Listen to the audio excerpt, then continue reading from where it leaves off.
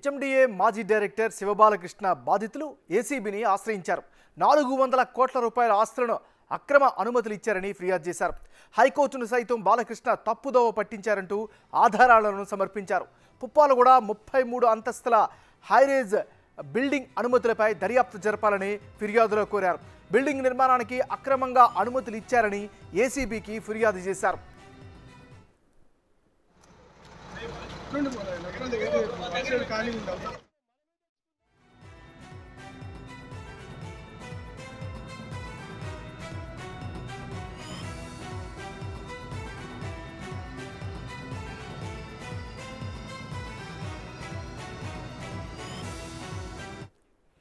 Bulletin మనం breaking news చూస్తున్నాం. HMDA మాజీ డైరెక్టర్ శివబాలకృష్ణ బాధితులు ఏసీబీని ఆశ్రయించారు. 400 కోట్ల రూపాయల ఆస్తులను అక్రమ అనుమతులు ఇచ్చారని ఫిర్యాదు చేశారు. ఇక ఇదే అంశానికి సంబంధించి మరింత తాజా సమాచారం అందించేందుకు మా రిపోర్టర్ రానా ఫోన్లో సిద్ధంగా. రానా, చెప్పండి, మీ దగ్గర అప్డేట్స్ ఏంటి? బాధితుల వెర్షన్ ఏమిటి? రెరా సెక్రటరీగా పనిచేసినటువంటి శివబాలకృష్ణ సంబంధించిన బాధితులు ఒక్కొక్కరు బయటకు వస్తున్నారు. కేసులో కీలక దశకు చేరుకుందని చెప్పుకోవచ్చు. అత్యంత కీలకమైనటువంటి పరిణామంగానే మనం భావించవచ్చు.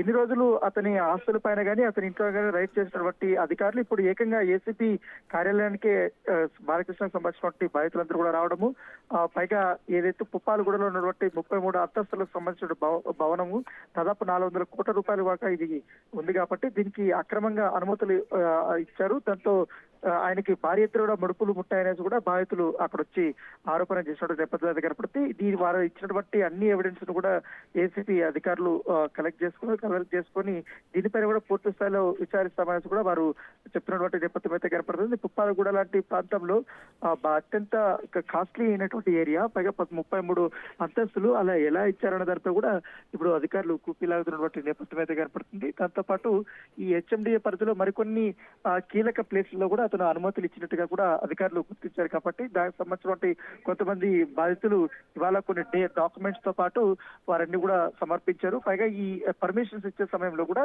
హైకోర్టును కూడా తప్పుదోవ పట్టించారంటూ కూడా వారి దగ్గర ఉన్నటువంటి మొత్తం డాక్యుమెంట్స్ కూడా ఇచ్చినటువంటి నేపథ్యం అయితే కనపడుతుంది. దీనిపైన ఇప్పుడు టీవీ ఆనంద్ బాధితులందరితో కూడా కలిసి మాట్లాడిన తర్వాత వారు ఇచ్చినటువంటి ఎవిడెన్స్ వారు చెప్పినటువంటి అంశాలను కూడా మేము పరిశీలిస్తామని కూడా చెప్పాము. ప్రస్తుతం అయితే శివబాలకృష్ణ సంబంధించినటువంటి విషయంలో కస్టడీకి కూడా కోరారు కాబట్టి రేపు కస్టడీకి సంబంధించిన పిటిషన్ కోర్టుకి రాబోతుంది. కాబట్టి కోర్టుకు ఈ కస్టడీ పిటిషన్ రాగానే ఒకవేళ కస్టడీ కానీ 10 రోజులు అడిగారు కాబట్టి 10 రోజులు కానీ కస్టడీకి కానీ కోర్టు అనుమతిస్తే ఈ యొక్క బాధితులు వచ్చారు కాబట్టి ఈ యొక్క ఎవిడెన్స్ తో కలిసి మరొకసారి శివబాలకృష్ణని క్వశ్చన్ చేయడానికి కూడా అధికారులు ప్రయత్నిస్తున్నట్టుగా మనకు సమాచారం వస్తుంది.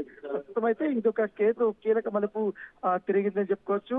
ఎందుకంటే ఇన్ని రోజులు రోజుకొక మలుపు. ఉదయం అయితే సోమేష్ కుమార్ సంబంధించిన 25 ఎకరాలకు సంబంధించిన అంశం తెరపైకి వచ్చింది. ఇప్పుడు ఏకంగా 400 కోట్ల రూపాయలకు సంబంధించిన ప్రాపర్టీ విషయం వెలుగులోకి వచ్చినటువంటి నేపథ్యం. గతంలో కూడా ఇతను ఒక ప్రముఖ రాజకీయ నాయకుడికి కూడా ఫామ్ హౌస్ కూడా అక్రమంగా అనుమతులు ఇచ్చారంటూ కూడా ఆరోపణలు ఇచ్చిన నేపథ్యంలో ఇలాంటి అనేక అంశాలను కూడా అధికారులు పరిశీలిస్తున్నారు. వాటిని కూడా బయటికి తీసుకురాలనే పనిలో కూడా ఉన్నారు. ప్రస్తుతం అయితే కోర్టుకి 10 రోజుల పాటు కస్టడీకి ఇవ్వాలని కూడా కోరారు కాబట్టి కోర్టుకి అనుమతిస్తే ఈ యొక్క అంశాలను కూడా బయటకు వచ్చే అవకాశాలు కనబడుతున్నాయి. రానా, ఇంకొక విషయం చెప్పండి. ఈ కేసుకు సంబంధించి 100 కోట్ల రూపాయలకు సంబంధించిన అవినీతి జరిగినట్టుగా ఆరోపణలు వస్తున్నాయి, బాధితులు వస్తున్నారు, అధికారులు పూర్తి స్థాయి దర్యాప్తు చేస్తున్నారు. సో ఇది మరింత లోతుగా వెళ్ళే అవకాశం ఉందా? ఒకవేళ ఇది ఎక్కడ తాగుతుందా? మరికొంతమంది అధికారులు కూడా బయటకు వచ్చే అవకాశం ఏమైనా కనిపిస్తుందా?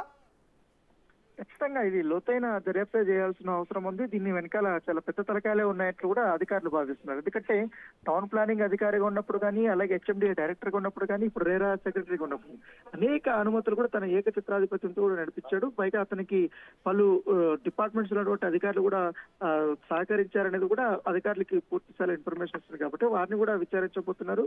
పైగా కొంతమంది నాయకులు ప్రోత్బలం కూడా ఎక్కువగా ఉంది. ముఖ్యంగా ఈ సంగారెడ్డి జిల్లా కానీ, మెదక్ జిల్లా కానీ, నగర శివార ప్రాంతాలు ఏవైతున్నాయో హెచ్ఎండిఏ పరిధిలో ఉన్నటువంటి ప్రాంతాల్లో అక్కడ కోట్లాది రూపాయల భూమి విలువ చేస్తారు కాబట్టి అక్కడ కూడా అక్రమంగా వీరు పరిమితులు తీసుకొని పైగా ఈ లేవేట్ల విషయంలో కానీ, అలాగే ఈ ప్లాట్ విషయంలో కానీ, వెంచర్స్ విషయంలో కానీ భారీగా కూడా అక్రమాలకు పాల్పడి వారికి క్లియరెన్స్లు ఇచ్చారనేది కూడా అతని పైన అభియోగాలు ఉన్నాయి. కాబట్టి వారిపైన కూడా ఎవరైతే ఈ యొక్క 8 సంవత్సరాల పాటు టౌన్ ప్లానింగ్ అధికారి ఉన్నప్పుడు కానీ, హెచ్ఎండిఏ డైరెక్టర్ గా ఉన్నప్పుడు కానీ ఆయన ఇచ్చినటువంటి అనుమతుల పైన కూడా ఆ వెంచర్స్ యజమానుల పైన కూడా ఒకసారి అధికారులు విచారించబోతున్నారు. వస్తున్నట్టుగా మనకు సమాచారం ఉంది. దీనివల్ల కూడా పూర్తి స్థాయిలో మరికొంతమంది బడా బాబుల పేర్లతో పాటు బడా వెంచర్లు వేసినటువంటి వారు కూడా బయటకు వచ్చే అవకాశం ఉంది. అక్రమంగా వీళ్ళు అనుమతులు పొంది లంచం ఇచ్చిన దీని మీద వాళ్ళ అధికారులు నోటీసులు ఇచ్చి వారిని అరెస్ట్ చేసే అవకాశం ఉన్నట్టుగా సమాచారం వస్తుంది. అయితే ఈ మేడ్చల్ జిల్లా విషయానికి వస్తే మాత్రం మరొక రాజకీయ నాయకుడు వెనకాల ఉండి ఈ తతంగం నడిపించారని కూడా ఆరోపణలు వస్తున్నాయి. Thank you Rana.